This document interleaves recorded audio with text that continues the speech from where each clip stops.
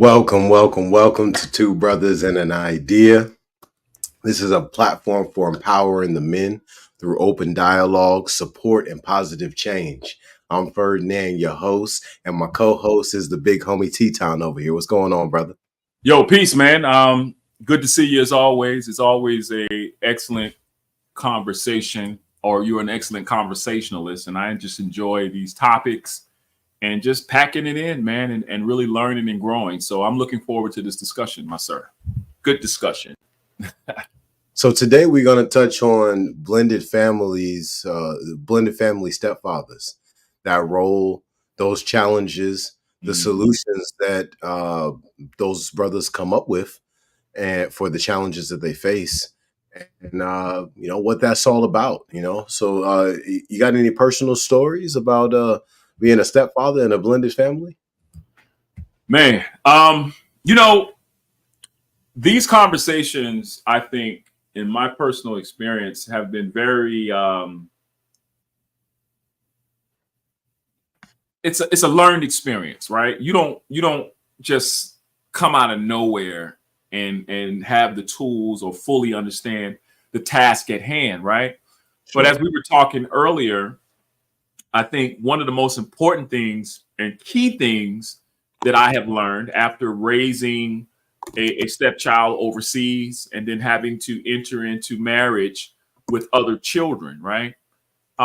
Key things are required from my experience: patience, empathy, understanding, and really, really demonstrating an authentic love. Because, be honest, Fernand, and men like ourselves, we chose and committed to building and connecting to a family that is blended, right?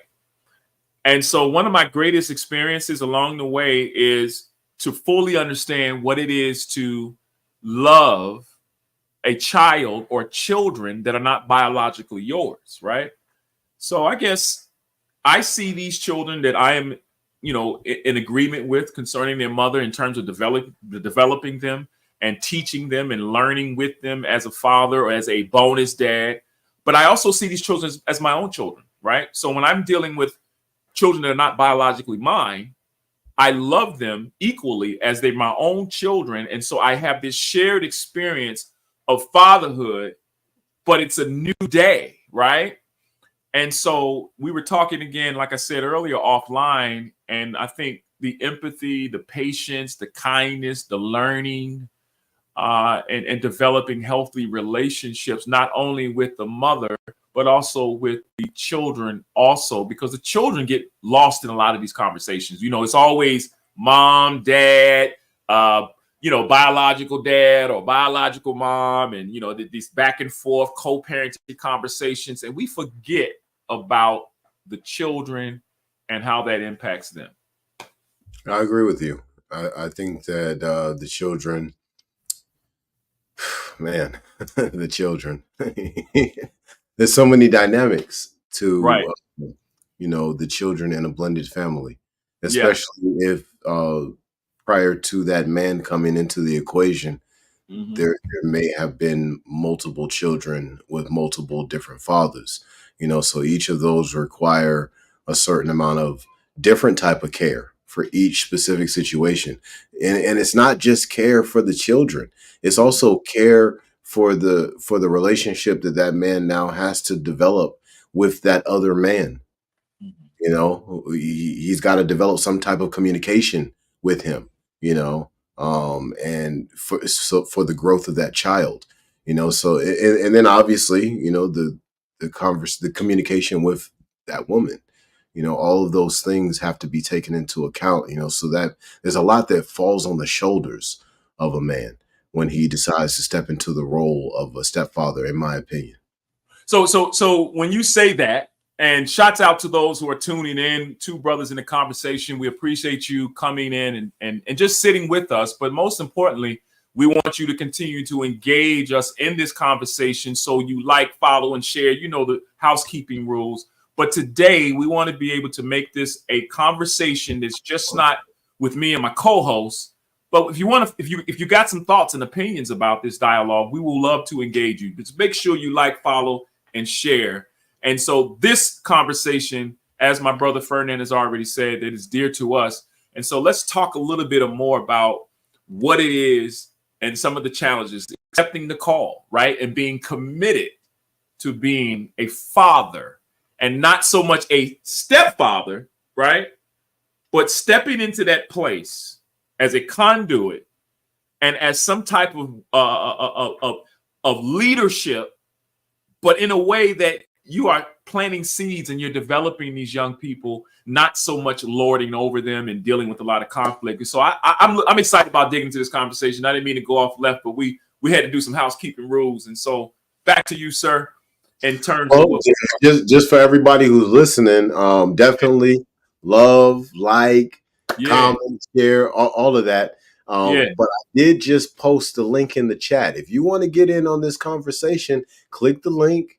Come on in here. Let's hear what you got to say. You know, let's talk about the dynamics of the blended family in melanation, and let's talk about the stepfather role within these families. You know, and let's see what the challenges are. Then let's also dive into what the solutions can be. You know, what could help, you know, because we want to improve community at the end of the day. That's what this is really about. Help me with your question one more time. So, you know, a lot of times we talk about this, right? And to experience it, it's easily said than done. And I will share a little bit about my personal experience to kind of give, you know, a short build.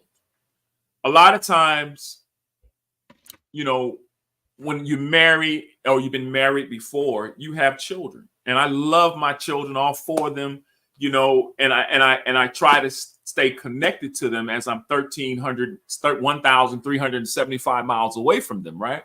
But I'm in relationship or in marriage with children, right, that are not biologically mine. And so what I had to learn, most importantly, is that you cannot come into a situation or a family structure without studying the environment, learning the culture that's already there, and having a understanding that I have to not only build with these young people, but I have to find a way to connect, right? And be able to be a source and a utility to the further development that is already there, that's functioning in the home. Absolutely. Now, sometimes, Fernand, and I'm going to ask you this question, you run into different challenges, whether how that child was impacted by previous marriage, right? For example, I had a conversation in the past where, you know, the young lady's father is locally maybe 20 something miles away, right? And this was, you know, how do I listen to you, right? And my dad is 20 something miles away.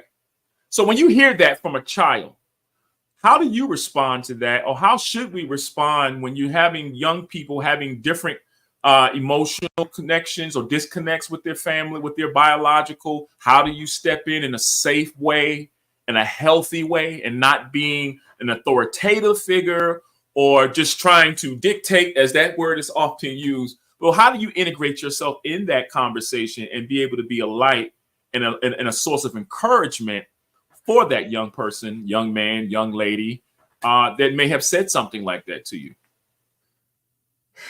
Well, I would say one of the first things that a brother would need to do is to take a deep breath, take a few deep breaths, and think before responding, because there's a lot of different things. There's a lot of different pieces of damage that a person can do, or the lack thereof damage, pending how they choose to respond. So breathing first and thinking about it first, choosing to operate in love, compassion, and empathy will help that man shape a response that is conducive to his own growth, but also child's growth. It's a two-way street, man. The growth factor is not just for the children; it's for us too. So have I done the best at this? No. I've done very well at certain times. I've done very bad at others. Yeah. Yeah. But this is what it is at the end of the day. What it is at the end of the day. This is the test. The test of character is always going to be in the most in the heaviest challenges of emotion.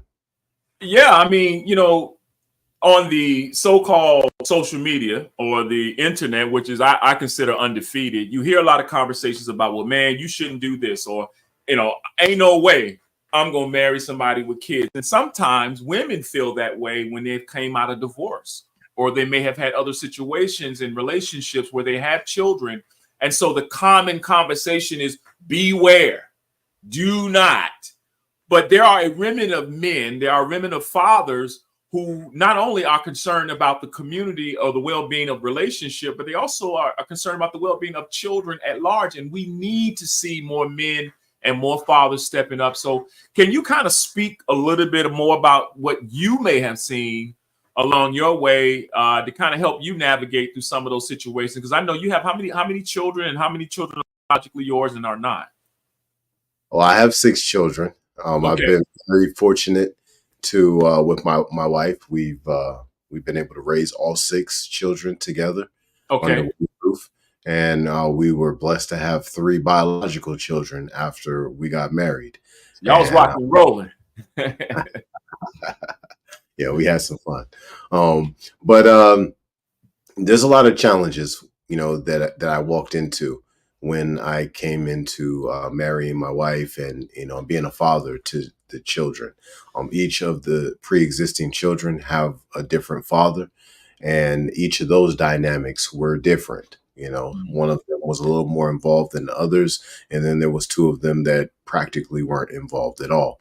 And that gave me the ability to be more of a father to each of the children. But at the same time, there was a longing that each of the children had for their father. And that was something that I could never feel, no matter what it was that I did. So like I was telling you on the phone earlier, in those situations, you do your best. Right. Like there's no way around it. That these are different cups that you just can't feel as a man. And all you can do is do your best to, be there for that child in those spaces. Yeah, I agree with that. I think sometimes we, in our zeal and in our enthusiasm to help establish what you have found, when we find a wife, we definitely find a good thing. And so now we're excited about this family structure that we have, or that we have been able to inherit. But I think there's a lot of things that a lot of men don't consider. And sometimes when you don't consider certain things in that process, it can either go left or right. And so data or statistics, as we were talking about earlier offline, it takes time. I mean, it's not a 24-hour turnaround, because the children have to get to know you. You have to be able to adapt to some of the cultural things that happen within the family, some of the processes. And so, and then having to find some type of connection to dad, who's probably either in proximity or in some type of space where, you're building some kind of relationship. Now, is that necessary? Some will say, well, you're supposed to meet the father. Or some will say, well, why don't you have a relationship with the father? Does that better serve the development of the children? Or does it present some type of conflict? What is your thoughts on that?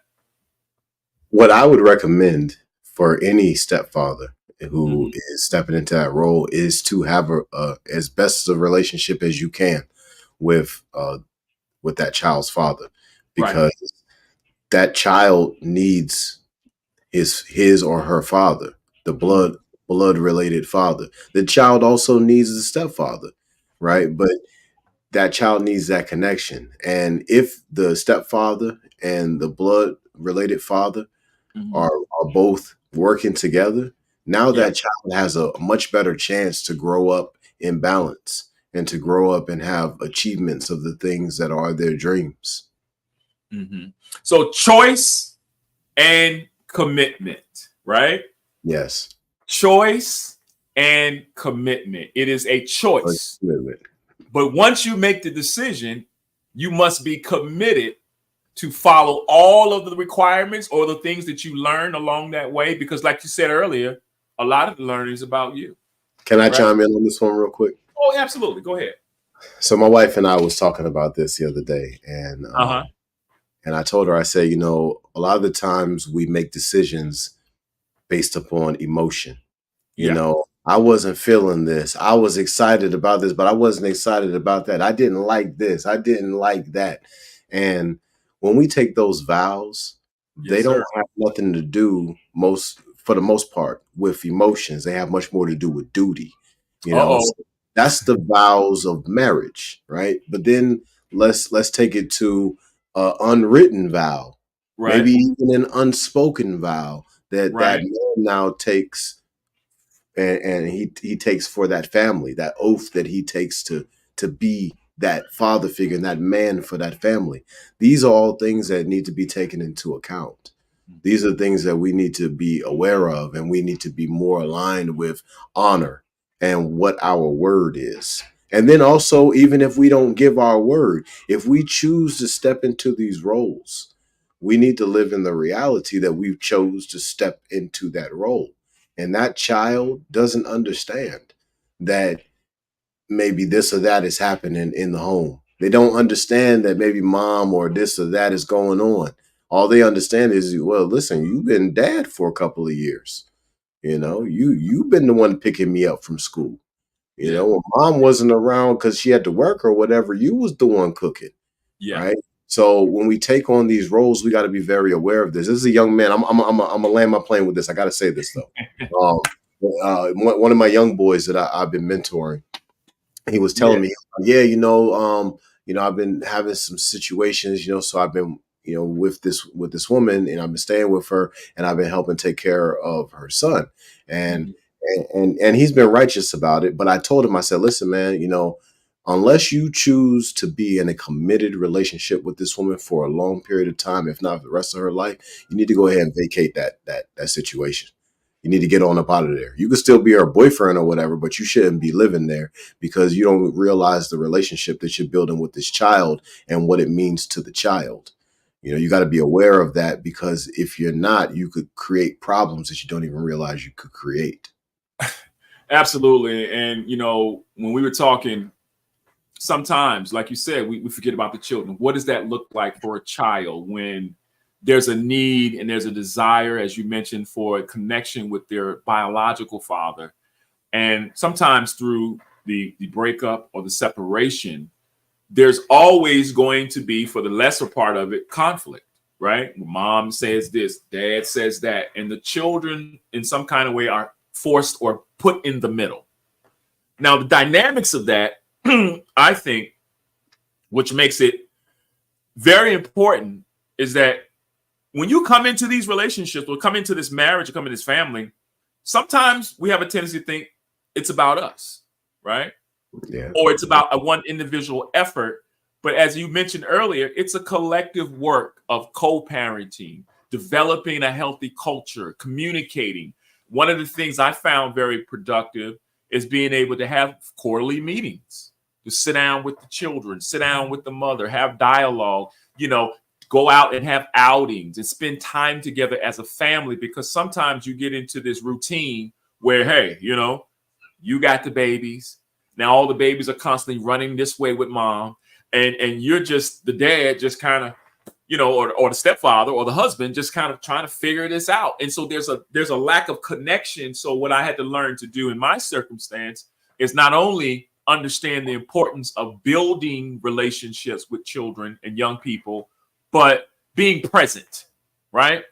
Being able to understand that regardless of how many children I've raised, right? My children, I have a total of 8 children that I'm responsible to in terms of a father or leadership or direction or guidance, but I've raised children to adulthood. My oldest is in her 30s. Now, she was a child from a previous relationship, but looking back at the times when I had her, there were some things I didn't understand, you see. And so there were actions and ideologies and way of doing things that I had expectations for, but not understanding that this child was shaped and developed a different way. And I had to find ways to integrate this child into the process of the family. And that's not always easy, man, because if you don't have a professional counseling involved, or if you don't have any examples or people giving you insight and helping you along the way, we make a lot of mistakes. But the beautiful part about it is that when it finally clicks, and as you mentioned, the intent, the desire, the know-how, and just to be willing to share and to grow, because we're just farmers, bro. We're just planting seeds, and we're developing young people to be great people, but not developing them through our own fears or the bad relationships with this one or that one. So my question to many people as we're sitting here having this conversation, what is your experience like? What have you learned? What have you not learned, or what are you still learning in order to successfully bring families together? Well, I've learned to listen to understand.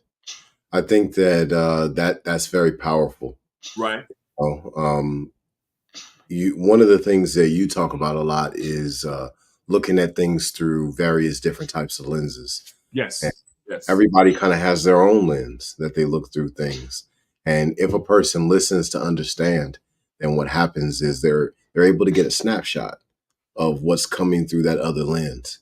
And that may be just enough to help a person with healing through something, right? But we have to listen purposefully. We have to let go of ego. We have to sacrifice and move forward in a different space in our mental space to be able to achieve this. Man, but this is what we do it for right here. This is what we do it for. We do it for the children. We do it for the next generation. We do it for the future. This is why we do this. This is what Two Brothaz and an Idea is all about. It's about building community through our lineage that is going to manifest the future for us. Now, we have some comments in the chat. I wanted to tap in. I see Miss Shonda Thomas, the beloved, quintessential Miss Shonda Thomas. She made a comment here. She said, it takes balance and communication, understanding the roles that are ahead. Understanding the roles that were already established, and how does the adding of father-mother figures enhance the situation? Shouts out to Miss Thomas. We know who Miss Thomas is. I think Fernand knows who Miss Thomas is. And shout out to my good friend, Mr. Jordan Garner. Brother, you're more than welcome to come up and share your thoughts. I know that you have had some beautiful children coming along your way, man. So we're going to keep having this conversation, like, follow, or share.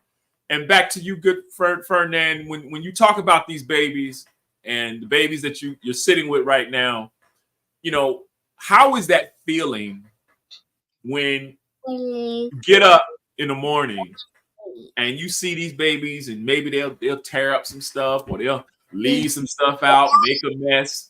What is that thing that you feel when you have to deal with certain things called conflict, trial by fire, right? We want to transition to taking accepting the role, but what happens in conflict, small things that happen? How do you navigate through those conflicts? Because children watch. My wife would always say more is caught than taught. So what is it like when you have to deal with certain things, and certain things you've established in your home, where the bonus children have their own decisions they'll choose not to do, while they're looking at the biological children? So unpack that a little bit and give us an insight, man. How do you handle some of those conflicts? I focus from the beginning on loving all of my children the same way. Okay. Now, sometimes it's a little challenging to do because of those different dynamics that we've recently spoke about, between having connections with their biological father, maybe how they were raised prior to me coming into the equation. But I focused on doing my best every single time. And so there's a lot of days where I didn't necessarily do my best, but that's what I focused on. I missed the mark. Then there's a bunch of days where I hit it right on the bullseye, but But I think that the focus should be on showing love Uh-huh. to all of the children as if you did create every single one of them. And that's what I did. Wow. Well, that's important, because I think it's also important not only to you as a father, but also it's important to the mother. Because a lot of times, we don't really fully understand the backstory. We get the story, but when you get into this environment, you begin to learn the family structure. You learn a lot of things that has happened, have not happened, and even some things in your own life dealing with your own biological children. There's a lot of lessons that we've learned along the way. And so for me personally, as I look back and think about rearing and developing my own children, my own biological children, I know that there are some principal things, right, that I've learned. And there's some bad information that I have to rid myself of. And so now I'm taking on a new set of children, right? And like you said, it requires a lot of wisdom, a lot of love, a lot of patience. And you're not always going to be the hero. You're not always going to be the good guy. And I think a lot of times, never going to be the hero.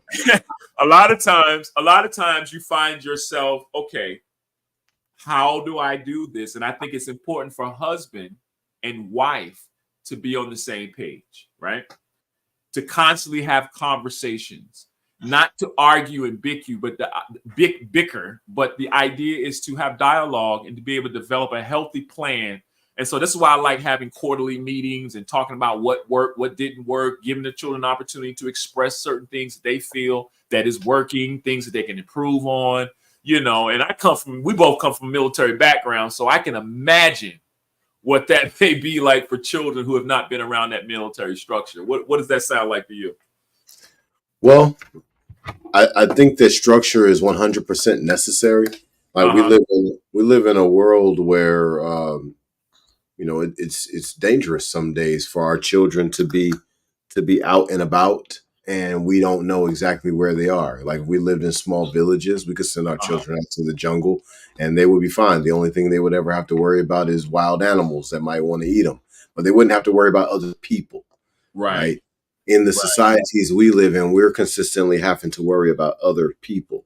Right. And as a result of that, I think that there's a lot of structure that's necessary for our children's growth and for their safety. So these are things that aren't necessarily popular topics. Then may be even lesser popular in actually doing and demonstrating them. But I think that they're required so that we can minimize the rape and the thefts and all of the different things that our children are experiencing at early ages. We can minimize that kind of stuff. The trafficking is happening. Like we want to minimize those types of things, but how do we do it? We do it by increasing self-discipline in the home. Now, before you go there, because I want you to unpack that, right? I saw a comment in the section by Jordan Garner, a good friend of mine, colleague of mine. We worked in Langley Air Force Base. Jordan says this: definitely in the trial by fire stage right now. He laughs. He says, I'm trying to find the balance between unlearning how I was raised. This is a good conversation. Learning to gentle parent and still learn my oldest because he was from he's from my wife's previous relationship. So I want to look at what Jordan said here, but I also want you to get off what you're getting ready to say when you talk about the discipline and it's the self-discipline. So let's unpack that, and I want to dig into what Jordan Garner is stating here in his comment. Well, when it comes down to structure in the home, we got to come to the reality that we have chosen to be a part of this society, this American society. If we don't want to be a part of it, we could leave and go somewhere else. But as long as we choose to be here, we've got to live in the reality that what is needed to move in this society, to succeed at the things that matter to us, is morals, ethics, education, different rites of passages and things of that nature. Well, our people are successful at those things when they get a certain amount of structure in the home, when they understand that hard work is required. Maybe chores are required. Right. Maybe there's certain types of conduct in the home that's required. Maybe there's certain types of language that is not tolerated and other language that's required. And all of these different things become very important when we go out into real life. And when we go out into that socioeconomic world and we decide, you know, we're going to pay our own bills. Well, how are you going to maintain that after you get that job? Because you're going to have to walk through there. You're going to have to be respectful to people. You're going to have a check on your emotions. Right. You also have to clean up after yourself. All of these things are going to be very important to stay in corporate America. And it's definitely important if you choose to be in the military. You know, I think about my early stages when I was in Japan and I was raising, you know, I had what we would consider a blended family. And my biggest thing looking back to Jordan Garner's statement or comment was trying to figure out how to balance this out. Because one, my children had a different last name than the bonus child, but the bonus child was older. So at this time, she's 16 years old. I had met her when she was 4, 5, or 6 years old. So over time, when she was living with us, you could see the disconnect at times, and you can see the connect. But it was hard because I'm like, wait a minute, I ain't got to put up with this. This ain't my child, you know. And so that child began to feel a separation and a disconnect, right? Because the way I was handling situations and circumstances. So it took a lot of understanding, a lot of patience. So now I'm back in this situation. And so what I've learned to do is really, really, really self-reflect, right? And really look at myself and say, okay, how can I be successful in this situation if I don't first, like you said, have the capability of listening to understand, right? Being able to understand the condition of this family and how to put together a plan to build the family in a healthy way. Well, a lot of times we don't spend enough time with individual children, getting to know them. And so as I journey through this process, you know, I find it important to be able to connect with each individual child. And even also allows me to help communicate much better, because sometimes we don't communicate properly, or we think we're communicating in a healthy way, and we're really not. And so, Hitler, it's very well known that a lot of people believe, a lot of scholars believe that Hitler lost World War II. Germany lost World War II because Hitler would punish people who brought bad news. Right? Those punishments sometimes would be death, and a lot of them were death. Right? Well, after a while, people stopped bringing you the truth. Right? So he was not listening to understand, and he lost a war because of it.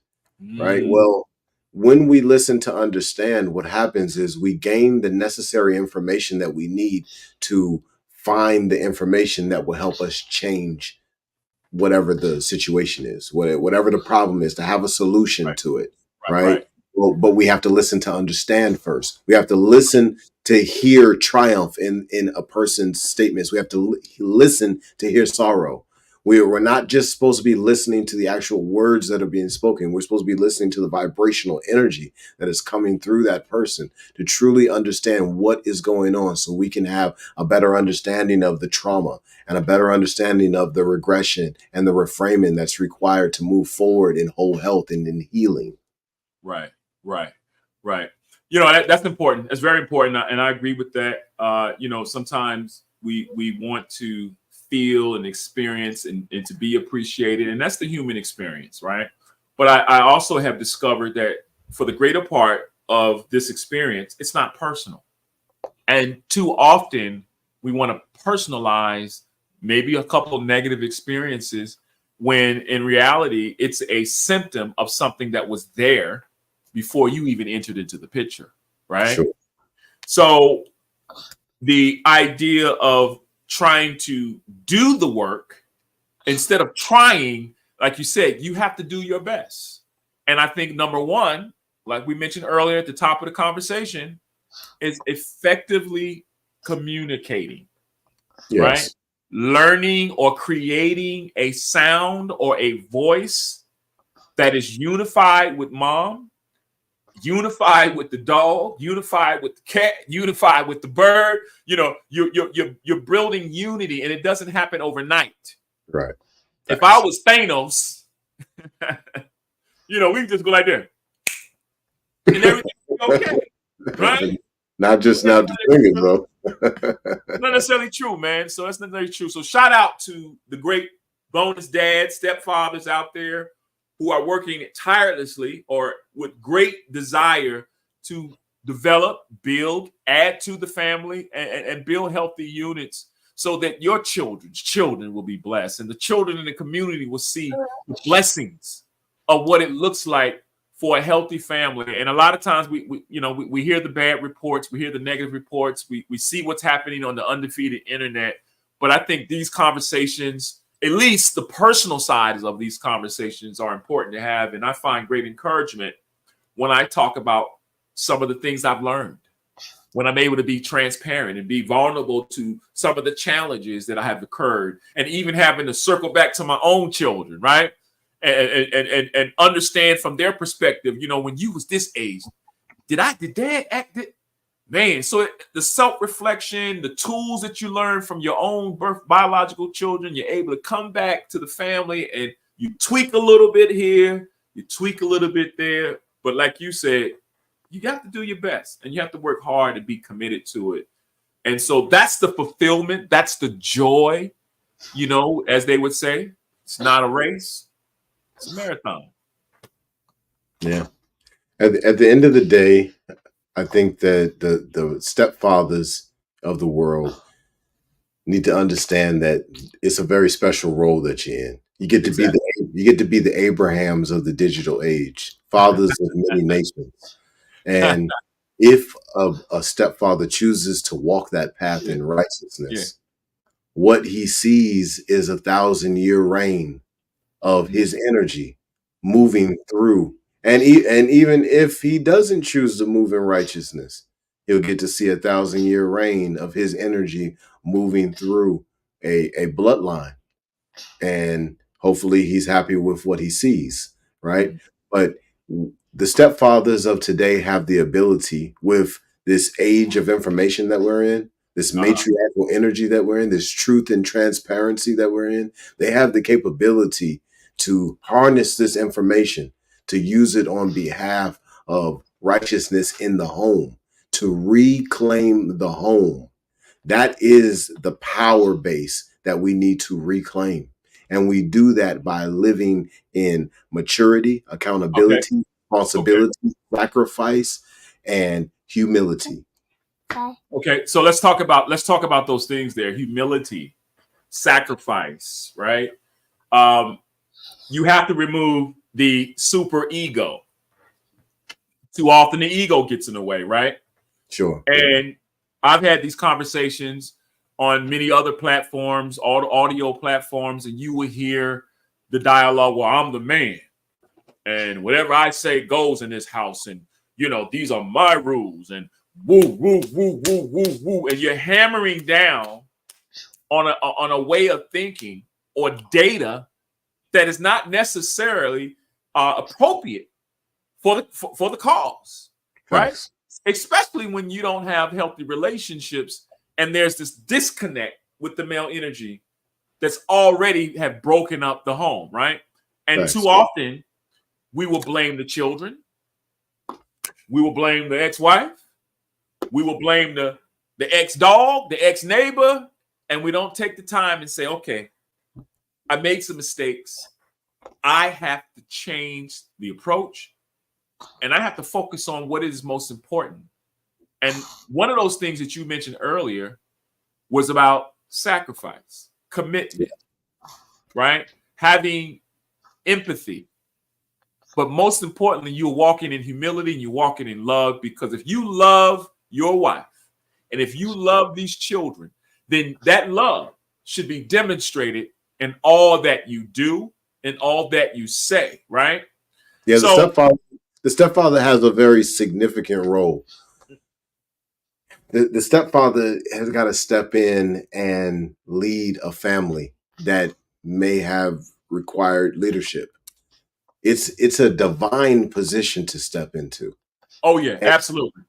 a brother has got to take the time to know himself and to take the time to trust himself so that he can lead that family. He's got to make sure that he's making sure he's balanced on a daily basis, because so much more of his energy is going to be required than ever before. That's He's right. going to have to make sure that he's eating properly, sleeping properly, That's getting right. sunlight, getting water intake into his body, making sure he is exercising or getting some type of movement, making sure he's reconnecting with the earth in a grounding type of perspective, and also having goals. All of these things are going to be necessary for the journey ahead, because the journey ahead in being a stepfather, it more than likely is going to be the hardest thing that a man has ever chosen to do in his lifetime. Well, I see the Thomas is in the building again. We want to give shout out to Miss Shonda Thomas. She's giving a comment here in the space. I didn't mean to jump in there real quick referring there, but she says health is situational based on the goals and vision of the family. Most will look to how we raise the kids. I got on glasses and can't read a sentence and think we do the most. However, based on the goals and visions that how we move, that's the beauty of life journey. There's no one size fits all box, and that's important. There's never one size to fit all box, but it's vital that the two parents work together, as mentioned, no matter what vision has been created for the family. Without working together, no matter what the vision is in the home, it will be toxic. Man, she wrote a whole book right there, brother. That'll preach by itself. That'll teach by itself, because we talked about the unity, being on the same page. And sometimes, unfortunately, when there's a discord or a disconnect, as we say, children know they more is taught, more is caught by when watching and observing, then the natural part of it, hey, they ain't on the same page. This one ain't on the same page. Hell, it's time to play, right? Now, some will say, well, that's not always going to happen. You know, kids don't. But the reality of it is that unity holds things together. And so for me, I love how my wife and I have taken time to really have these conversations. And we talk daily, and we try to find solutions. We try to sit with each other and understand where each one of us are coming from, because like your wife mentioned earlier, Shonda mentioned earlier, there's no one fix. But if you put together a program, right, that fits the family that you are building, and you're consistent, because we know that hypocrisy, if we don't practice what we're teaching in our families, it breeds rebellion. So how am I to listen to you and you don't do what you told me to do, right? How many times we've heard that? That one right there, leading by example, is definitely what we need to be doing. But that requires us to know thyself. Yes. If we're going to lead by example, we've got to realize who we are. And that requires a certain amount of meditation. And honestly, really should be there should be a rite of passage that goes along with it. This is something we were talking about in one of our recent talks. And we had what was the Brother King who came on the line, and we was talking about the rites of passage. And I think that men need this so that they can be formidable when they step into this space. Because, you know, Teton, you and I, we were talking prior to the podcast. And I was letting you know, I was like, you know, at one point in time, we didn't have men or women who was leaving relationships. The only time that happened was death. You drowned, you got ate by an animal or something like that. You died in battle, you know, and then you left your family. Other than that, everybody was with their family at all times. The only thing you ever really had to worry about was invading tribes or animals that were hungry, right? So we've reached a point in history where the relationships are very dynamic, where, you know, it's not as many marriages. There's a bunch of single family homes. You know, there's stepfathers, and then there's not stepfathers. You know, so we've got to not necessarily address all these things, but I think we do need to be aware that we have a bunch of different dynamics. And I think that kind of helps us to be respectful to the other individuals out there who may not be married and they might be in a blended family situation, and their dynamics is totally different than what you and I have to deal with, and blessings for our situation, but I think that in America, we've got not only a melting pot of people, but we have a melting pot of relationship types. Wow. You're right. I think we don't have these conversations enough, but I think when we're having these conversations, I like the idea of being able to, although you addressed a lot of the problems and some of the challenges that we do have, and they're distinctly different, right? Because each family structure is uniquely different. But I think the greater part of having these conversations is for men to get together and to have ideas about how to be better fathers, but most importantly, how to be better men. Because a lot of times we come into these situations displaced. We're still suffering through guilt. We're still suffering through hurt. We're still suffering through shame, right? And so now we bring on all of these other issues into a situation, and now we have to navigate through our own stuff. And I like what you said earlier, being able to look at self and say, wait a minute, if I'm going to take this responsibility and take on this position, then I have to be in condition. I have to be conditioned in a healthy way, mind, body, and soul. I got to understand that sometimes it's better yet to be quiet and just watch and observe. Sometimes you just got to give a hug, be quiet, be patient, right? And that's easily said than done. So, I really enjoy talking about these things, man. And shout out to those who taking the time to tune in, to listen in, who liked, who followed, who are sharing the content, who even want to come aboard and engage. I think the link is still there. I see Miss Shonda. She in this chat, brother. It's about time to bring Shonda up so she can give us. We got the three. Yeah, we got to bring Shonda on. I put the link in the chat, so if she want to come on. Yeah, that's my beautiful shout wife. Shout out to Miss Rita Bradford, and of course Mr. Jordan Garner and Shonda. Of course, those that are tuning in, those that may tune in later. We thank you for your time and just being a part of this conversation. These are important conversations. Two brothers and an idea. Two brothers. And an idea. And I want to throw this in there too, right? Because there are a bunch of situations that may be easily healed, as far as what's going on in the home, being able to figure that situation out, turn it around pretty easy. But then there are other situations where it's not going to be easy to get that situation turned around. And what I want to say to y'all brothers is fight for your home. Take your home back. If you gotta wage war in your home, wage war in your home and take your home back. Fight for your home, fight for your family if that's what you got to do. If you can get it done without fighting, get it done without fighting. But do whatever you got to do to retake your home and bring your family back to balance. Right. And that's key, man. And sometimes you went into situations and some of the information and the things that you were taught have to be upgraded, right? You have to find better ways to communicate. You have to find the common goal, and that common goal is to bring everybody together for unity, for love. And it feels good. Can you imagine having all your children sitting around you and everybody is just, enjoying the idea of what family feels like, that love, that camaraderie, the kind of things that we get when we come together as men. That energy, that excitement, I love the idea of family, and I think we have to continue to promote the conversation. Too many times, I believe that we are entertained by all these pills, right? Yes.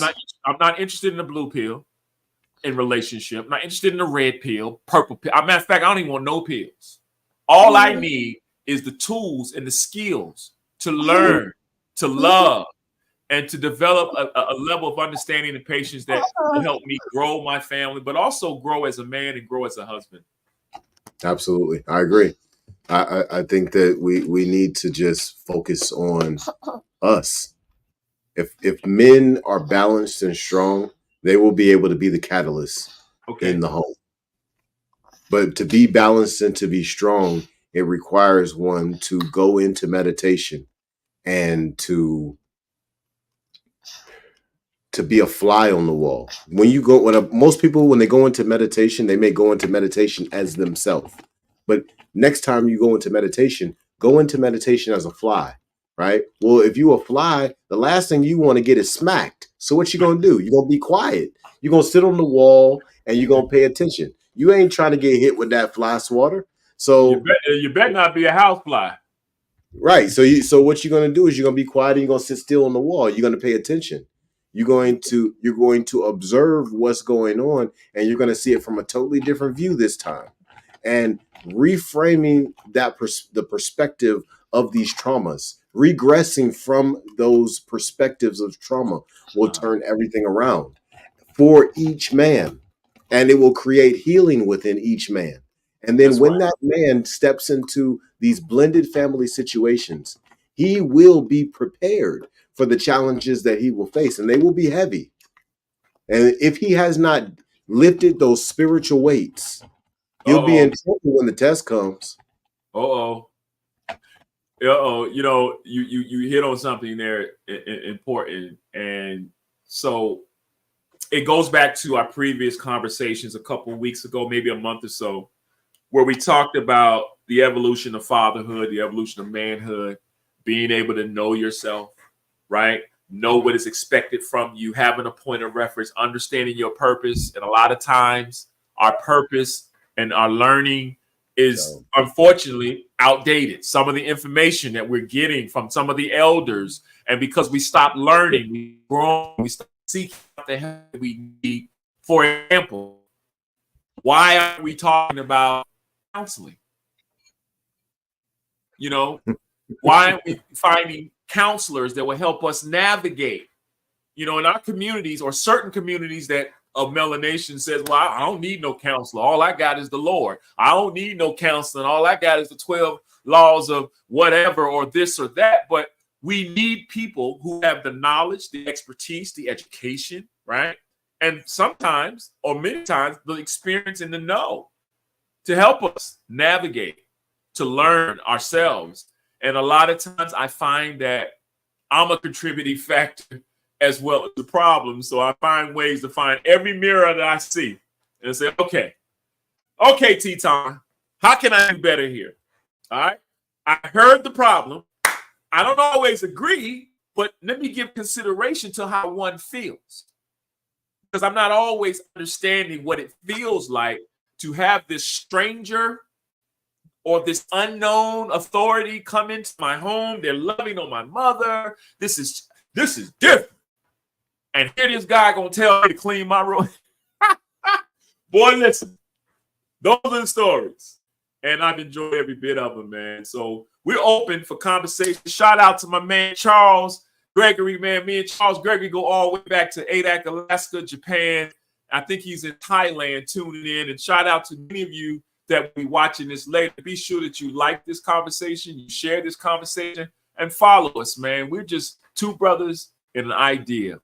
Two brothers and an idea. Is that right, Burnett? Just so y'all know, Two Brothers and an Idea. The idea is community empowerment, community enhancement. Yes. From us, by us. We are going to save ourselves. We are past the point of expecting anybody else to come and do this for us. Two Brothers and an Idea is creating an awareness of sustainable solutions through open dialogue, through support, through awareness. We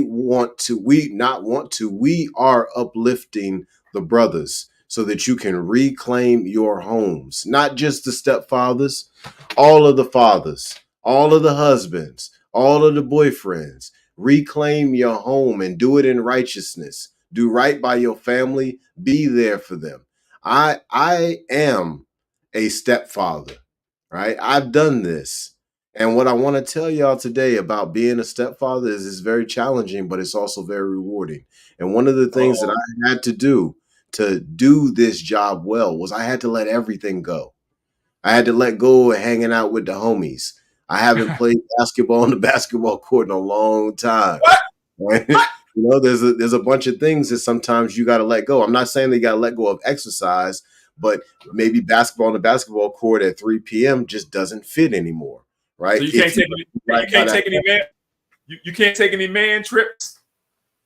Well, I've done man trips, but what I'm talking about more so is things that you used to do consistently every single week. Certain ones of those things, if you're going to be an effective husband, if you're going to be a loving husband, if you're going to be an effective father, you're going to be a loving father, you may have to switch your schedule around drastically.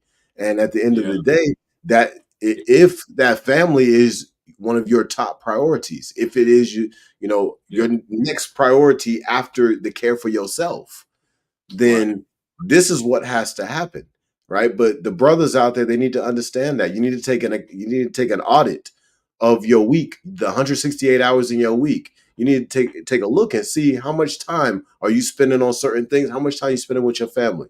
Do your children have access to you when they got questions about whatever? Your son, your son got some doo-doo in his drawers. You need to talk to his daddy about that, right? Well, are you available for him to talk to you? Maybe there's a girl at school he's interested in. Are you available for him to talk to? Are you spiritually, mentally, emotionally, physically available? Right? These things are necessary for the fathers and the husbands to come to a reality of, you need to figure out, are you putting the time in? No, not are you going to work and bringing the money home and the bills getting paid. No, that's a piece of what you need to do, but there's a bigger piece, and that's that emotional support and growth, that cultivating of that family that is supposed to be happening in every single home in melanation. Yeah, the cultivation, man. Like I mentioned earlier, we're constantly planting seeds. We're farmers, right? I see it that way because too often we want to fix a problem. We're designed to fix problems. We're designed to come in and, let me come in and provide a solution right away so we can move forward. But sometimes you just need to listen and assess, as you mentioned earlier, right, on what the problem is, because a lot of times we get in a hurry to fix something, and mama just wants you to listen. Hey, listen, I just want your ear for the day. Baby girl just want to come in while you editing video and sit amongst you and talk about her day. You know what I'm saying? And so what I had to learn as I begin to, have my children around, and, I didn't know as much as I knew early on when I had my first two children, whom are my oldest. But as I got older, I got wiser and learned a little more information, and really sitting with the elders, finding books, and, being in places where I can learn how to be a better father. Even now I have a lot of joy, right, in understanding this process, because at the end of the day, this is about these children. This is about this family. This is about this community that I'm building. In that first community, I've always said, and I believe this, starts between my ears, my mind. How do I see this circumstance, and how do I be a better man, not just a better father, and not just a better husband? That is what we need to be thinking about on a daily basis, because this whole game that we're playing is about growth. The game of life, we could liken it to Monopoly, but it's still about growth, growing your properties, right? Buying a bunch of houses, buying hotels, getting whatever type of real estate that you could get your hands on, but it's still about growth. Right. But then when you look at it from the spiritual side of it, it's still about growth. You look at it from the mental side, it's still about growth. No matter which way you look at this game that we're playing, this life that we're living, it's all about growth. Right. So every day, the brothers need to be focused on that. They need to be focused on growing in responsibility, accountability, maturity, sacrifice, and humility. They need to be growing in those every single day. Because why are we doing that? Because of the law of suggestion. And these symbols that we're putting out in our actions, these actions that we're putting out are symbols. Our children are following these symbols. They're trying these things. They're doing what we're doing. They're repeating it, right? Well, every one of these things that we're doing, it could be a generational wealth, or it could be a generational curse. So we've got to be aware of Yeah. how we're moving. And if we are moving in growth within those 5 that I just named, what we see from the family is wealth. Well, I could agree to that. Most importantly, I think, it's been a wonderful ride, man. A lot of journeys, a lot of different experiences that have been learned. And I get great joy because I think about my father, as I think about my father-in-laws, as I think about the men that are around me.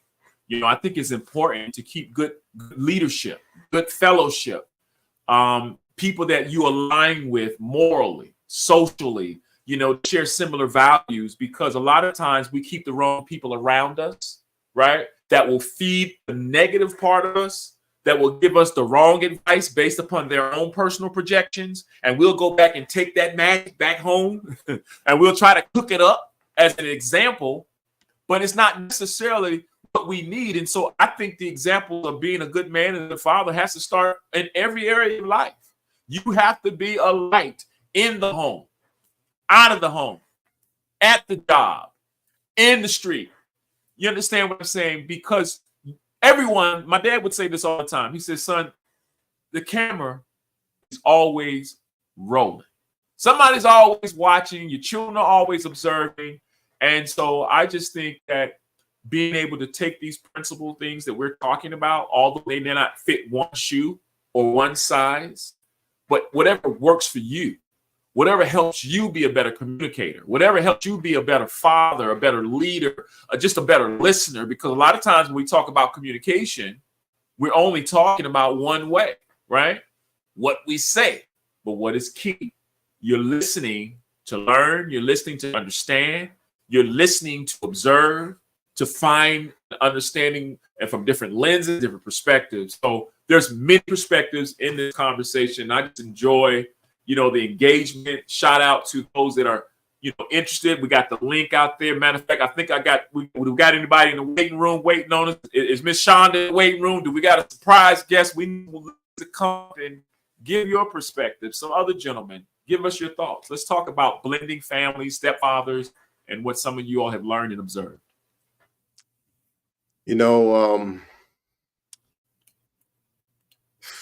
There's so many different types. We've talked a lot about married blended families. Let's talk a little bit about blended families where there isn't a marriage. Maybe there are two people who are living together and they brought their children together, or one person has children and the other person maybe doesn't. Have you seen any of those types of situations out here? Well, I've seen them. And I think what I think children need to see consistently, although we're blending relationships and companionships, and we're cohabitating together, I think it's important for children to see family structures where there's love and unity, right? And so when I see those kind of situations, you see glimmers of hope, right? You see healthy situations where families are healthy, they're working together, but also you see a disconnect where there's a lot of unresolved issues, right? Where you got family members that are feuding because of this reason or that reason, where there's financial issues, emotional issues, and so it becomes difficult to consume when you see a lot of the dysfunction. But one of the things that encourages me the most is that the 8 young people that surround my family, of course, the 6 young people that surround you, as you continue to be the best example, continue to work hard, I think the reflection of what you do is a mirror of what your children will do when they become parents and when they become involved. So I think it's a lot of work, but it starts at home. And I'm excited because my children were able to see the transition and the development and the transparency and some things that the vulnerability. And a lot of times we fear showing certain aspects of our development, of our journey as parents, as fathers, as mothers. And I think we do a disservice. What are your thoughts on that? Well, I think that our people need to be aware of laws. right? So Okay. the three laws that I most frequent is the law of suggestion, the law of reciprocity, and the law of sacrifice, right? The law of suggestion could be likened to what we experience in repetition, we become. The law of Right. reciprocity is about give and take. It's about doing and the price that's paid or the price that we must pay, right? Right. Sacrifice is about it's similar to reciprocity in Right.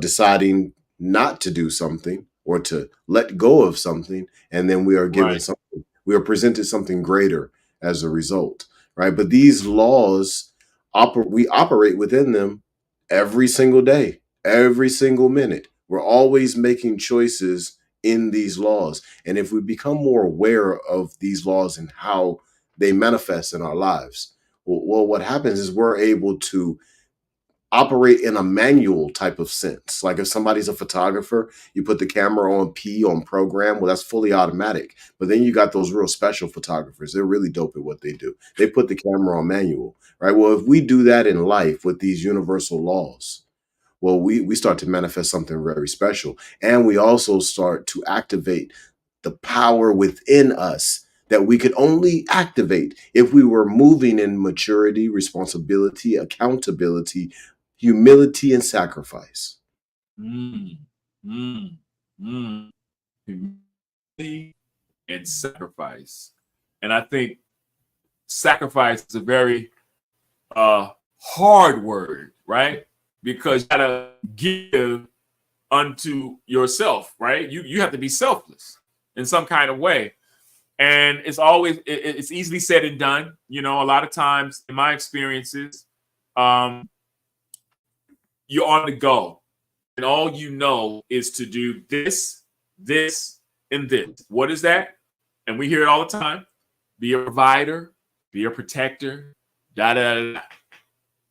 Right? I'm in In and the out name of the door. Everything is transactional. There's no real relationship going for, right? And so over time, there is a disconnect. I remember as a child growing up, and my dad was always working at some point of his military career.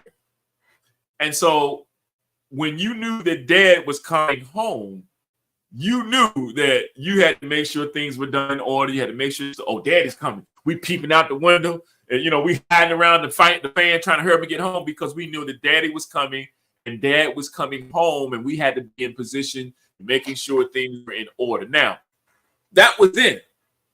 Does that still apply to this day? Well, it depends on the home. So if you go into a location where most of the men are employed, you may still Right. have that type of reaction to dad coming home. Maybe in the country, we have this. I would even say in every city in America we have this. But do we have it at the percentage that we once had it at? Probably not. Without me looking at the analytics, I would say that it's probably a lesser amount today of children Mm-hmm. who have that feeling of, oh, daddy gonna be home in 5 minutes. Hey, y'all better clean this up. Y'all better get right. Like we probably don't have as many children who operate in that space. Now, my Right. children, you're damn right, they operate in this space. But the reality is maybe many don't. So it's a new dynamic of what we have Yeah. going on now. It's a new normal Yeah. that's happening, Yeah. and Yeah. we've got to live in the reality that there's a lot of families out here that feeling that you just described of knowing that daddy was on his way home and he didn't call and Yeah. he said, "Hey, I'm gonna be here in 10 minutes. Have my plate ready." Right? Well, it wasn't like that though. It wasn't quite like that. I wasn't cooking back then. Have a plate ready, woman. Oh my. This has been an enjoyable conversation. Remember, we're two brothers in the idea. And if you're interested in just finding out more about us, more about some of the topics and the things that we're talking about, you can always find us on YouTube. You can go and follow us, like and share the information, and even check out our Facebook pages. We are ingenious creators with great ideas, great conversation, and we're excited about having this conversation. But not only just between me and my co-host Ferdinand, But it's open. The link is out there. Those that are watching, those that want to engage, it's open. All you have to do is click the link, enter into the green room, and we'll bring you right up, and you can enjoy an engaging conversation about what the topic is at hand, or just in general. You know, what is your thoughts? How do you feel about blended families and how important fatherhood is? And we're not dismissing motherhood. You know, shout out to all those great mothers out there, especially we missed recently Mother's Day and all the things, the festivities and the celebrations. But fathers, to me, is something really dear to me, man. And I had a great father, although not perfect, right? And we know that. But being able to have a point of reference and understanding that as I watch my father evolve from being this tough, you know, man's man to now being patient, to now being kind. And he was that wise guy that would sit in the corner. He would study the room and he would learn people and taught me how to understand people, how to interact. And so it's always a great opportunity to talk about these kind of things and to reflect, but add to your arsenal new ideas, right? Being able to get counseling, understanding the value of family counseling, and pulling the wisdom together of those things that you've learned that are beneficial and adding to your life challenge and your life journey. So, man, I appreciate you in this conversation. We're sitting here and waiting to see who's in the green room, who's coming up to enjoy the conversation. You said Sean is on her way? Well, while we're waiting, let's touch on the counseling part. So right now, yes, I'm an active student in a master's degree program in clinical mental health counseling at Liberty University here in Virginia. And, you know, we learn a lot about the biopsychosocial spiritual model and how counseling can be a catalyst to whole health, to healing, right, in whatever the situation is, right? Because a lot of the times the things that we're struggling with are tied to worms and parasites, that are tied to very specific thoughts that are happening in our mind. Yeah, man. And we need somebody sometimes to sit down and listen to us. But we need someone who can listen to understand. And that's what counselors are really good at. That's what therapists are really good at. But the reality is this, because this is the other side of the equation. When you go and sit down with that counselor, if you choose to tell the truth, you've got to face yourself at that point. You don't get to run anymore. And that right there is where the healing can happen, is when you choose to face yourself, right? But you got to take that step first to go ahead and tell somebody that you need help. You got to recognize that there's a problem, to actually say, hey, I need help, right? And if your life is out of balance, if you're dealing with poverty all the time and it's just never changing, there may be something that's going on inside of you that you need to reveal to someone who is a professional so that they can help you navigate that and help you heal from that, because you deserve generational wealth. Every single one of us in Melanation, all of you, everybody who's listening right now, you deserve generational wealth. Everybody get generational. You get generational. You get generational. And he get generational. 45, 55, 65, 75. You get generational. Everybody get generational wealth. Right. And it sounds better, right? Instead of you get a pair of Jordans, you get a pair of Jordans, you get a pair of Jordan 9s, you get a pair of Jordan 12s. Yo, that's, man, that's what it needs to be, man. That's what we need to be doing, man. We need to all be working together to bring generational wealth. Because at the end of the day, we're entertaining the whole world. The whole world is entertained by us. And then also at the end of the day, the whole world is using contraptions that we ultimately made. Sometimes it may be somebody else at the helm. Talk about it. What was that? Talk about it. Yes, it may be somebody else at the helm of the creation of whatever this thing is, but it's melanated energy behind the engine, you know? So we've got to understand our power. We've got to take the time to say, you know what? If I can lead the world in music and entertainment, well, what happens if I decide to be the landlord of the creation of this entity? What happens then? Well, we need young leaders to step forward in these spaces this way. Take ownership. Not just take ownership in your home, take ownership of these LLCs and these corporations. Make sure that you always have 51% of the ownership. Like our people need to be employing each other.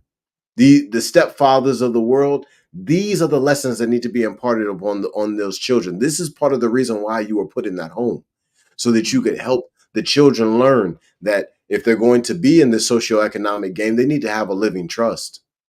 They need to have a Wyoming LLC. They need to have other LLCs that they operate out of. They need to understand how to eat whole. They need to understand how to stretch. They need to learn how to do things like Qigong. They need to learn how to do things to keep themselves whole and healthy so they never need to go to the hospital except for the checkup once a year. These are all things that the stepfathers can bring to the table. And that's the beauty of being a father, period, is you get to come to the table and bring wisdom.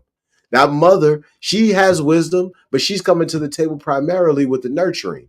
She's got that high vibration of love that she brings to the table, that compassion that that child needs. But that man, that stepfather, or that biological father, you got to come to the table with that knowledge. You got to come to the table with the know-how, with knowing that this is the way. You've got to be the navigator of that ship.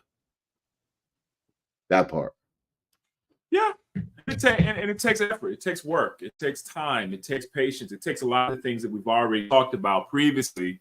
And you have to want it, right? I had this saying what I used to, do with my children was, how bad do you want it? Right? If you want something bad enough, if you want to get somewhere, if you try to do something or accomplish something or be something, the question is always, how bad do you really want it? Because if you want something bad enough, you're going to sacrifice whatever it is. You're going to do whatever it is to take to get there. You're going to fight through the blood, the sweat, and tears. You're going to put forth maximum effort. Hey, what's the Lauryn Hill song? Which one was that? If you want to be somebody, if you want to go somewhere, look, you better wake up and pay attention. Now check this out. She didn't say something in the lyrics. It didn't say go and do something. It says first you got to wake up and pay attention.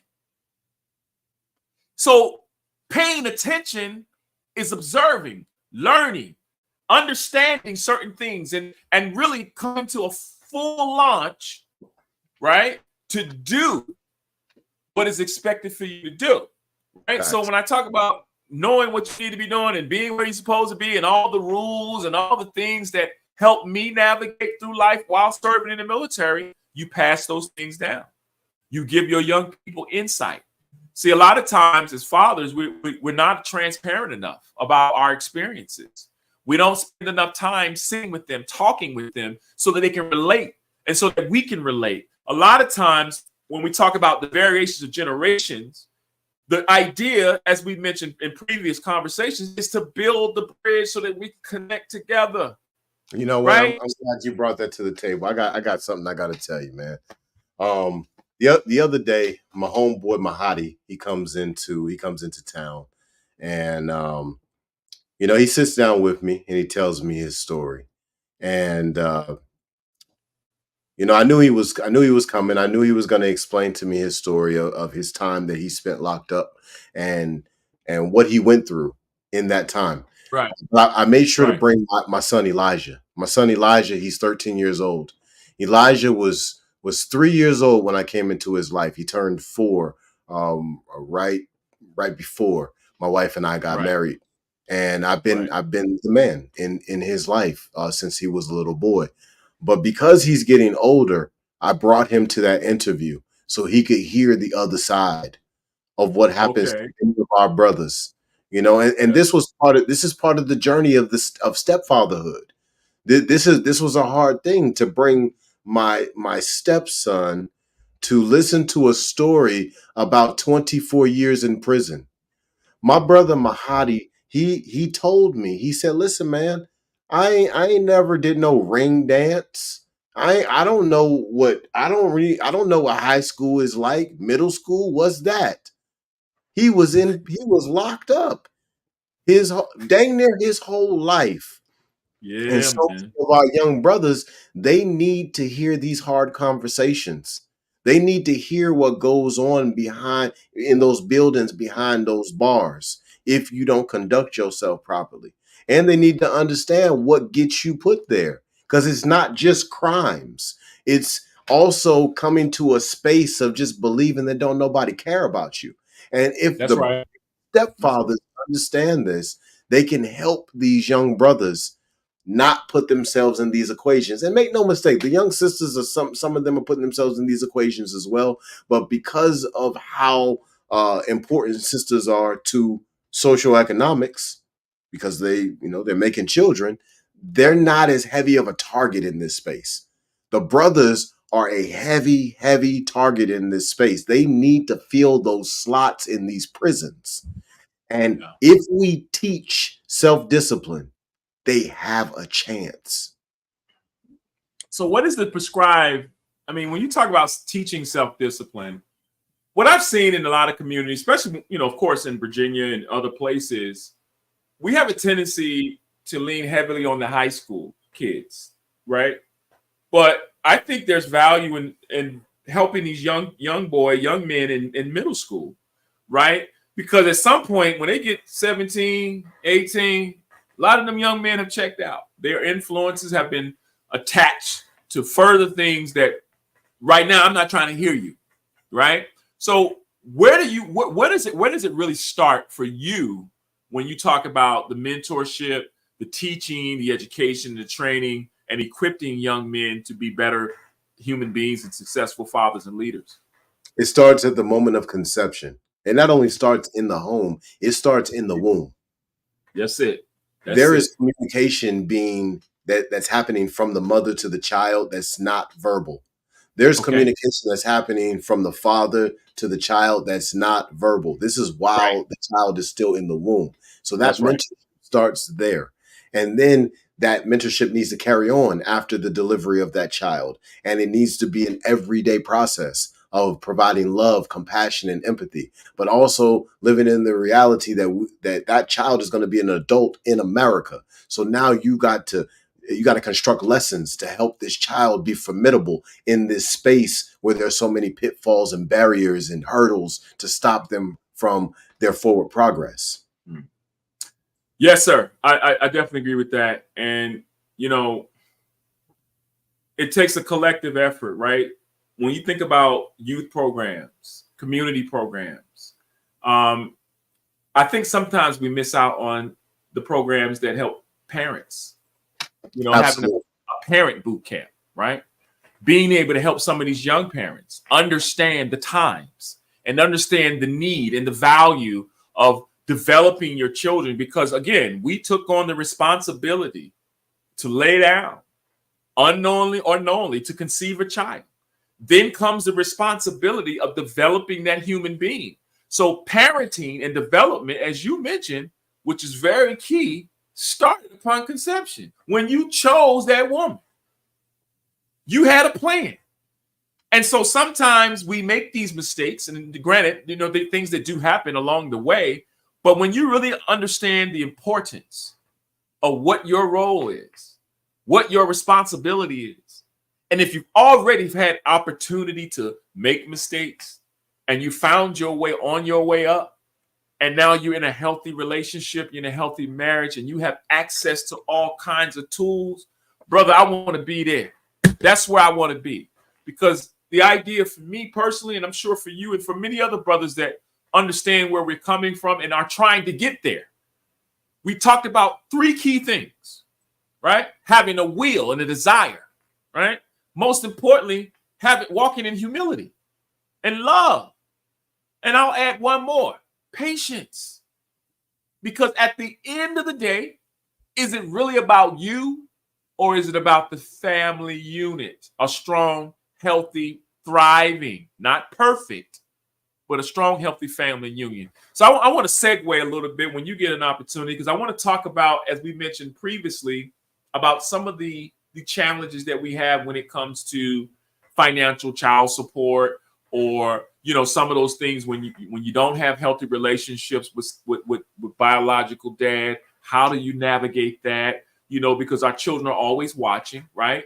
And so sometimes you find yourself doing more extra, doing a lot, and you're not so much focused on what's not coming in, but what does that do on the front end, and how does it impact you as a father and as a family on the back end when you don't have the support or when you do have the support? Well, if you have the support, blessings to you. All right. That's an amazing situation, and you're very fortunate, and you should be very thankful, because there's many brothers out here who obviously do not have that support. I guess the best way to move forward in this situation is to give a personal example. You know, the first three children that my wife birthed, they were birthed before we came into a marriage from other men, and I raised them.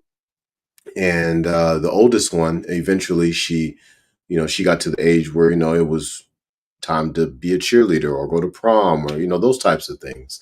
And we didn't have much money. We were kind of hurting at that time financially, and she wanted to be a cheerleader. She made the cheerleading squad, and she needed $300 to pay for her uniform, and unfortunately, Right. she couldn't get it from her dad. So that was my last. That was all I had, and I made sure that she had that cheerleading outfit. I wasn't able to give any more than that. I wasn't even able to buy her some nice cheerleading shoes, but I was able to get that cheerleading outfit for her. And my point of even bringing this up is this: stepfathers are in such a hard role that the only thing you should ever be really focused on is just do your best. Whatever your best is, do that. If your best is $5, spend the $5. If you could do 300 for the cheerleading outfit, get the cheerleading outfit. And at the end of the day, know that you did your absolute best in a situation that was already going to be difficult for you from the start. Right. So that's all that really matters, in my personal opinion. Well, what do you say? Well, maybe what do you say? What I'm making, what I'm doing is none of your business. This ain't got nothing to do with you. I'll give when I can. I'll provide when I can. I'm doing the best that I can. And so what happens with my finances ain't got nothing to do with you. So you just do what you do and let me do what I do. So check us out, man. So the child that I just that I just called out, that I just named, well, she's an adult now, but she was a child then. And there was a day years ago where her dad came to pick her up, and there wasn't much financial support for as long as I can remember. Right. And he pulled up to the house in a BMW SUV, brand new. Whatever year that was when he pulled up, maybe it Was was that a 20, X12, a X13? whatever it was nice. And I was just sitting there looking at that like, man, that's a really nice vehicle. Right. And I know you don't see your daughter very often.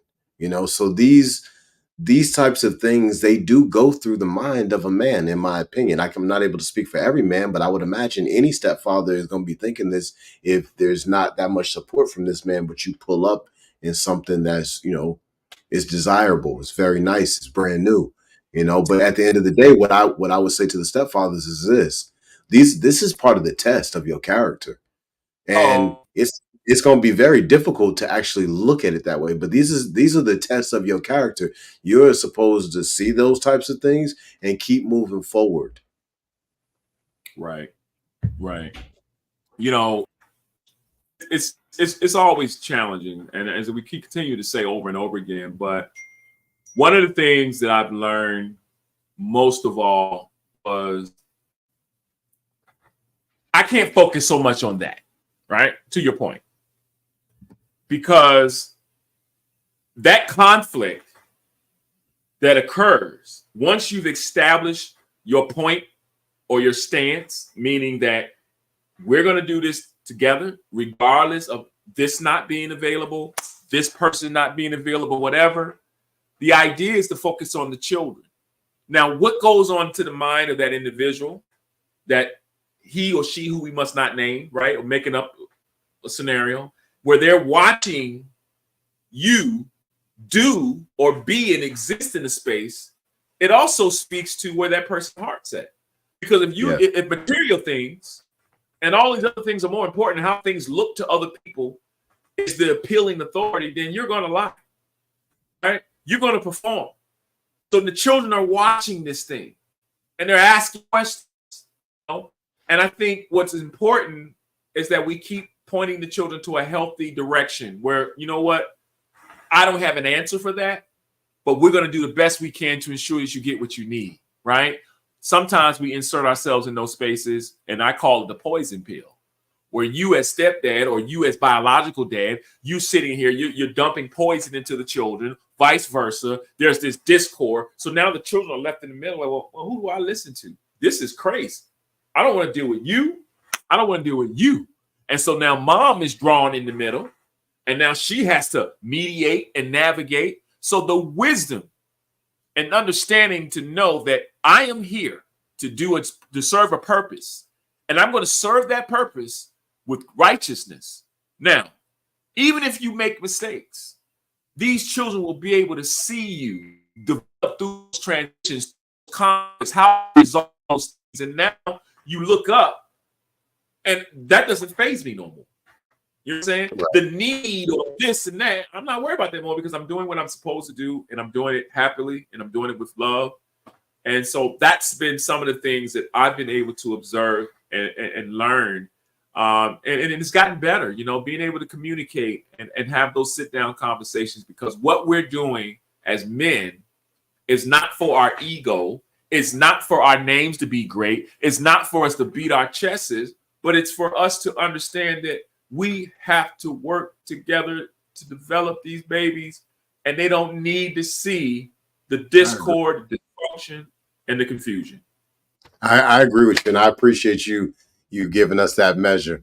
I would like to let everybody know we have a very special guest coming to the stage. Okay, we have got the Queen.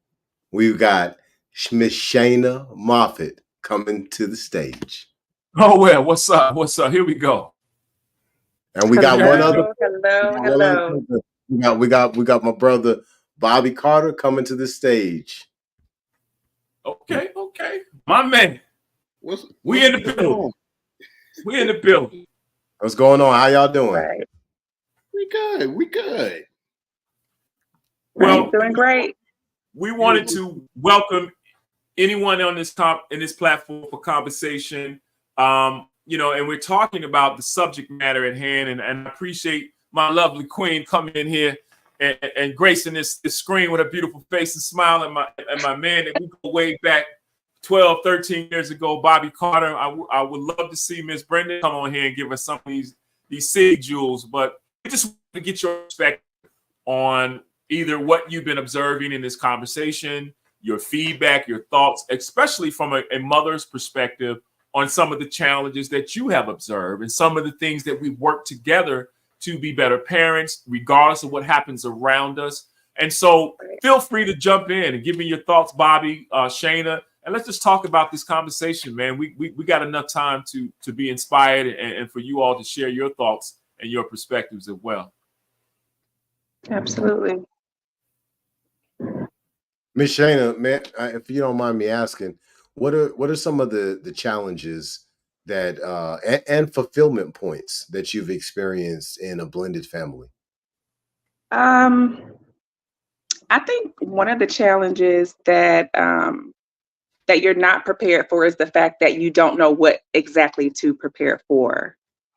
So some of those things that come up, you can't really determine or predetermine what you're going to do or what you're going to say until you're in that, predicament, until you're in that spot. Hopefully your just the who you are as a person will guide you through that, and your spouse has made a good decision in choosing who you are, so that when those tough times do come up, you know that at the end of the day they're going to make a good decision. It may not be the best decision because you'll learn as you go, but I think that's the biggest challenge. People think that they know what they're going to do, what they would say, how they're going to handle the situation, and sometimes life doesn't deal you that way.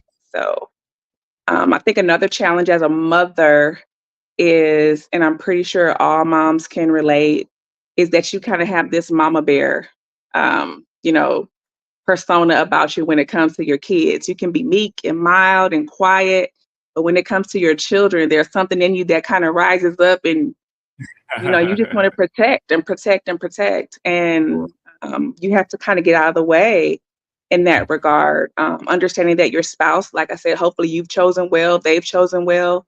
They're not there to harm you, to harm your children. The whole point of everything is to strengthen the family unit. So some of those things that are challenges are mind challenges. You have to challenge yourself here first, so that you can just kind of let the best things be that teaching moments. Everybody has to be humble. Everybody has to be on the same page. And sometimes that's difficult, especially depending on the age of the children that you're dealing with. I think one of the things that Bobby can attest to is, he's blended, but pretty much his daughter is all she knows. So it's a little bit different for me and Teton coming in with my children being as old as they are. I don't know if Teton has already mentioned before, but my oldest is 20, my youngest is 10. That's a big spread. That's a lot of personalities. That's a lot of development. That's a lot of just, different aspects of what's pressuring children at those ages. There's a lot going on in that spread. So it can definitely be challenging, Well, to say the least. thank you very much for giving that measure. I think that it's great to have a feminine perspective, and I think you made a really great point concerning discipline. Mama got to be Mama Bear, but Mama Bear also understands. Listen, he's not coming in here to hurt. He's coming in here to help heal this situation and help move this situation. Exactly. So I think that's really, really important. Hey, but I do want to ask Mr. Bobby, tell us a little bit about being a stepfather. Oh man, well, being a stepfather for me is probably one of the greatest things in the world that I've ever had to experience. Hold on one second.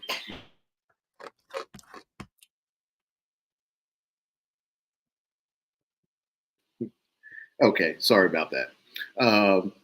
Being a stepfather, one of the greatest experiences in the world to help. I became a stepfather around 28 years of age. It was one of the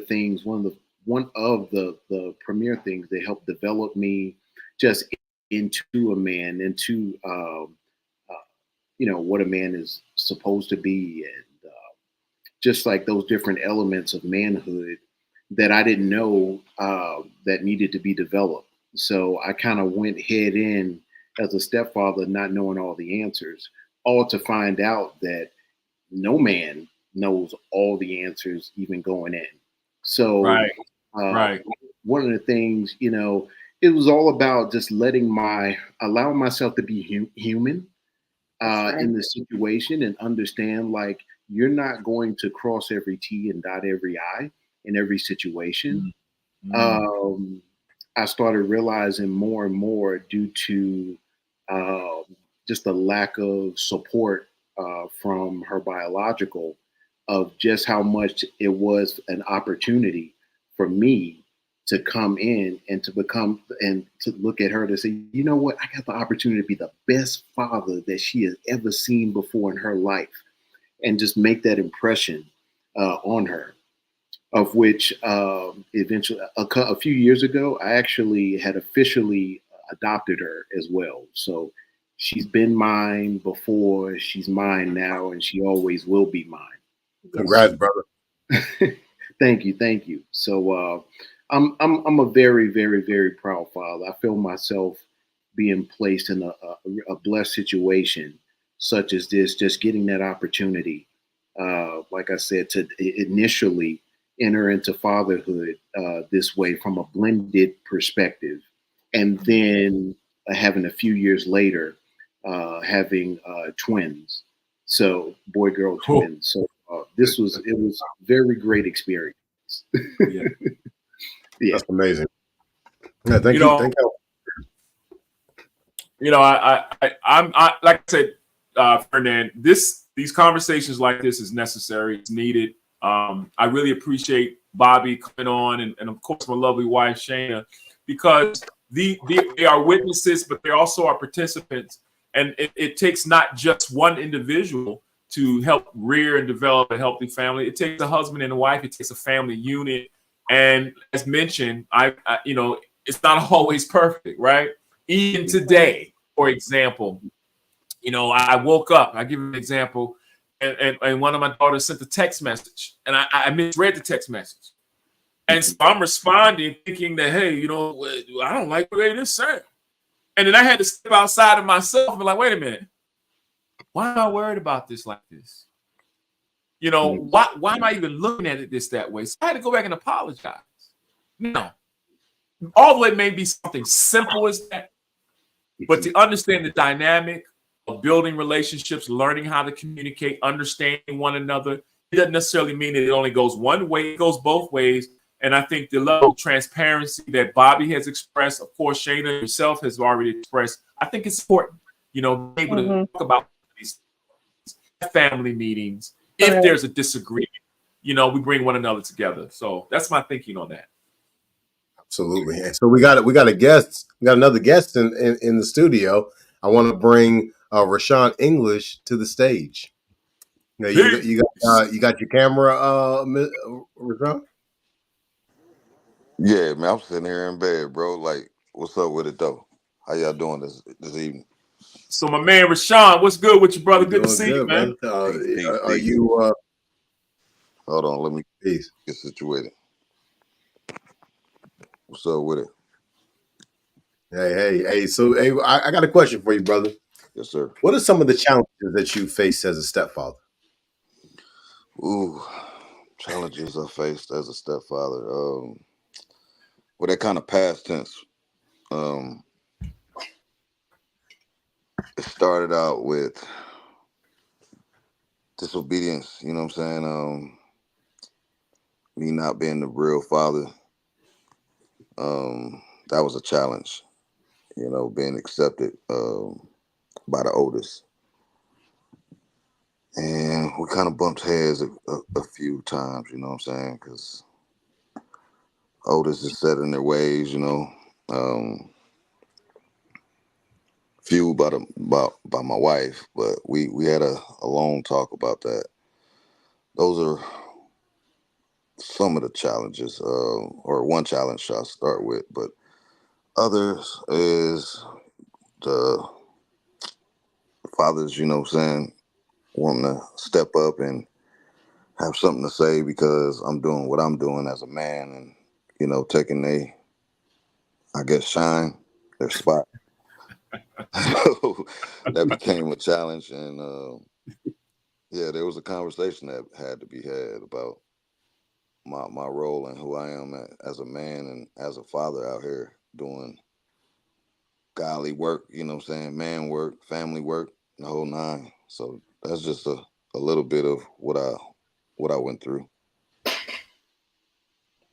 So, Rashawn English, hey man, peace and love to you, man. I appreciate you chiming in on this conversation. I know that you and I have talked a lot about some of the different things, and I've learned a lot from your experiences as well.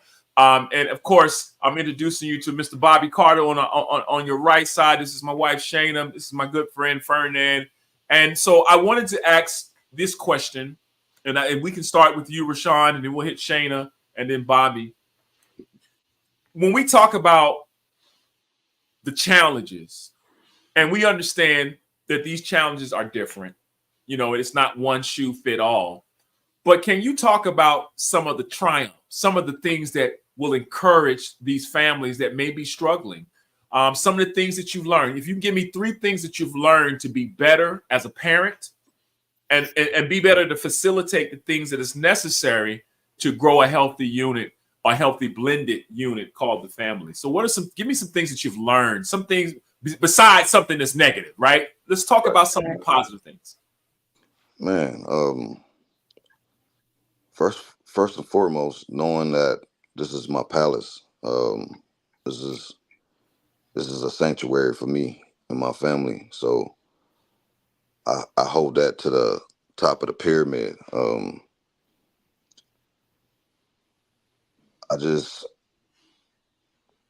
I think about some of the things that I had to overcome within myself to be the man that I need to be for my family, man. You know, life is too short. And I know that firsthand from my own experiences. So I try not to dwell on anything or dwell on things too much anymore. I you know, me and you talk offline quite often, man. So you know, I use this analogy, and it's a real practice of mine that being honest, telling the truth, not going to bed mad. Right. Those are real practices. I love that, man, because if we can talk, communication, first of all, is key. And it took some time for me to learn that. I had to do some some self work within myself and learn how to talk, how to express myself, knowing that I was dealing with things eternally and from the past and my traumas, my childhood traumas and things like that. So I try not to uh,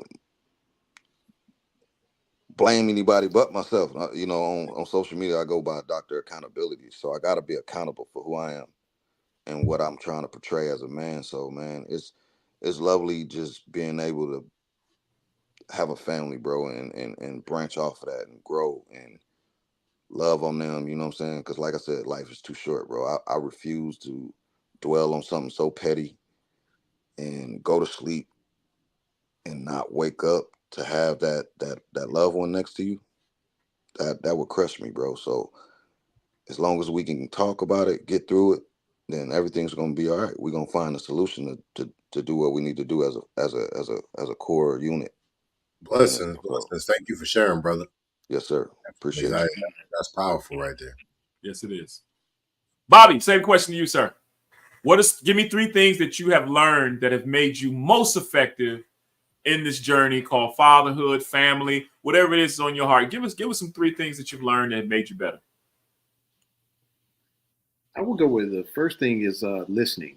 Listening back before I would be so quick to kind of run off the handle as soon as like an event would arise or occur, and I would be very quick to kind of run off at the mouth without understanding full context of the situation, what was going on. And so I had to learn to like slow down, right, and listen to what's going on so that I understand how to operationalize or remedy per se the situation, or at least contribute to remedying the situation. Just listening, man. Let me see another one. Look, why is this so challenging? So, so listening is number one. Right. Number 2 is being more proactive, right? Right. Being proactive, just kind of seeing past, where we are present tense, and like kind of seeing like where do I want to see us in the next 5 years, in the next 10 years, and kind of thinking around that and planning around that, and having conversations around that, so that I would say, so my wife knows like what kind of page that I'm on, and so that she sees me being more of a visionary, so to speak, and that yields a lot of respect on that end, because she knows I'm not aimlessly wandering through, with the family and just taking it as the wind blows. We're going to do this or we're going to do that. So those are some of the things that I had to learn by experience. So I'm by no means the perfect person. And the third thing I would say is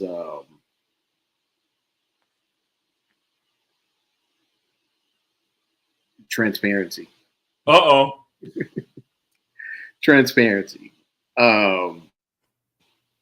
Just one of the hardest things I think I ever had to do in my entire life, just learning transparency, because transparency puts me at risk for my spouse to hurt me. And it doesn't necessarily mean that she will do that, but just by virtue of putting me in that position to be, vulnerable enough to be either hurt, and watch this, or helped.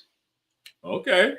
So I'd say those are the three things that I had to learn that has served me well to this point. That's what's up. That's what's up. And last but not least, Miss Shayna, my lovely wife. I'll save that for later. What do you have to say, ma'am? 3 things that you have learned in this process that's helped you be a better parent, or whatever it is that you want to share. Well, I think your original question, you said 3 wins or 3 triumphs, something positive. So if you don't mind, if Ferdinand doesn't mind, I'll just go that route, because there's lots to learn every day, all day. I mean, we'll be here until the internet shuts itself off talking about what we've learned. But I just want to key in on 3 wins, three triumphs. The first one I'll say is, and I say this all the time, that more is caught than taught. So one of the things that Keaton and I spoke about early was about the image, the aesthetics, the appearance. Like, what are we showing them? What are we broadcasting to them, even when we don't think that they're watching, or even when we don't think that they're listening? So we're very affectionate. We're very just kind of chill. We like to laugh and play and poke fun and, all these different things. And my kids notice that. One of my oldest daughter, we're having a conversation about the whole blended situation. And one of the things she said was, "I can see that you're happy." Never heard her say that before. I can see that you're happy. That meant a lot to me. So another circumstance or situation that I'll bring to the forefront, speaking about wins or triumphs, is, it's a little embarrassing to say, but my children never desired to be married. Well, that sounds really bad, but as a result of the last 3 years, and the work that we've put in, the efforts, to include everyone and to hear everyone out, to self-reflect, to adapt, and to change when needed, my girls actually desired to be married. And I think that is amazing. My son has always been a lover boy, so he's always talked about marriage and children. But just the mere fact that the hard work is paying off, the hard work is producing something for the future. It means a lot. The investment, like, there's a return on the investment, and it means everything. Another win, in the third that I'll bring out, is I have a very close-knit family. My mom, my dad, my sisters, my brothers, they're plus ones, all the children that, come from all those blessed unions. But one of the last thing that I'll bring out is, integrating or incorporating my husband into this close-knit family. And you may not necessarily think about that as a stepfather, but you always have to remember, like in the words of a great man, the camera is always rolling. The children are watching.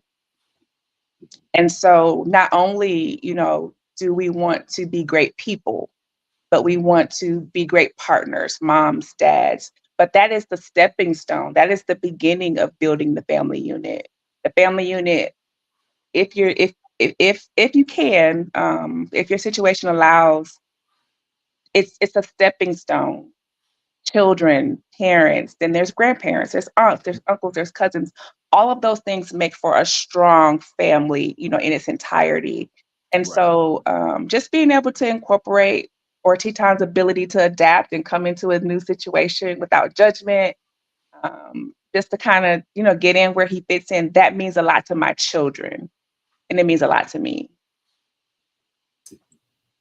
Salute. That's beautiful. I really want to thank every single one of y'all for coming onto the call. Thank you to everyone who's been listening. Thank you for all who have liked, loved, shared, commented, subscribed, all of that. Really appreciate everybody. This platform is for the rebuilding of melanation. This is for bringing the brothers together and providing knowledge to create awareness so that we can grow together, so that we can heal together, so that we can stand together, right? So I want to thank every single one of y'all for being a part of this journey. Eton, you got any last words for us? Yeah, I got some last words. No, let me stop. I think a lot of times, when you step outside conversations and you be able to see things for what they really are, the authenticity, the truth, the transparency, and really understanding that the hard work and the effort that we do to build to create and to build and sustain what we have as family, it's a wonderful duty and it's a wonderful task. And so, as my brother said earlier, it's an honor to be a father. It's an honor to be a part of a great family. It's an honor to have a wife to love and to have children to develop. And so I just want to salute Robbie. I wanted to salute my man, Dr. Accountability. I want to salute my lovely wife. I want to salute some of the friends that are not able to come on, like Tay and Bad and some of the other brothers that I've met along this journey, man. I salute you, gentlemen. I salute the women who've made the sacrifices. I celebrate the children who have to learn and through this process. And as we do this together, I think we'll have a healthy outlook on what it is to present the representation of beautiful families, melanated families, because we spend a lot of time talking about what is wrong and what doesn't look right. And you know how we do. But I think it's important to be able to celebrate, have conversations, promote Black culture, Black future, melanated families, and have wonderful conversations like this and connect great people together. So I salute everyone. I salute those that have chimed in, those who liked, followed, and shared. Continue to join the conversation. Two Brothers and an Idea. And at any given moment, we will have many people to talk about, to talk to, and to talk with. So I appreciate you all. Thank you all for the time and sharing your thoughts and opinions.